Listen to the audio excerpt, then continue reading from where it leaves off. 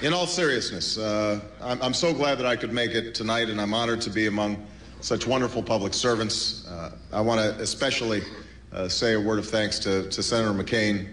We are in the midst of a tough battle right now, and American politics at the presidential level is always tough. But I've said before, and I think it bears repeating, that there are very few of us who have served this country with the same dedication and honor and distinction as Senator McCain, and I'm glad to be sharing the stage with him tonight as I am during the course of this nomination.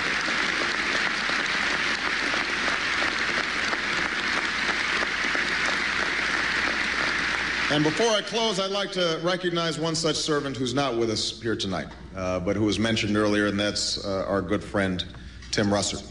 I know that Luke and Maureen are here, and I know that Tim enjoyed these dinners very much, and I also know how much he would have enjoyed covering this election. And I know that John and I would have been quaking in our boots preparing for our appearances on Meet the Press. And his absence is not just a personal loss for so many who knew him and loved him, but a profound loss for the country. And we continue to miss him very much. You know,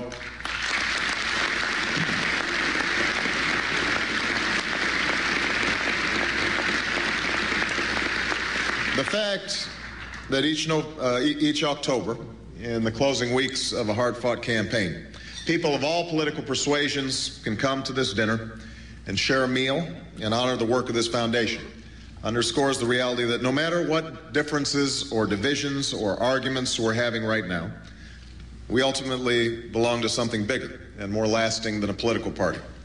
We belong to a community. We share a country. We are all children of God. And in this country, there are millions of fellow citizens, our brothers and sisters, who need us very much, especially now. We are being battered by a very serious economic storm, and for many Americans, it's only deepened the quiet storms they've been struggling through for years.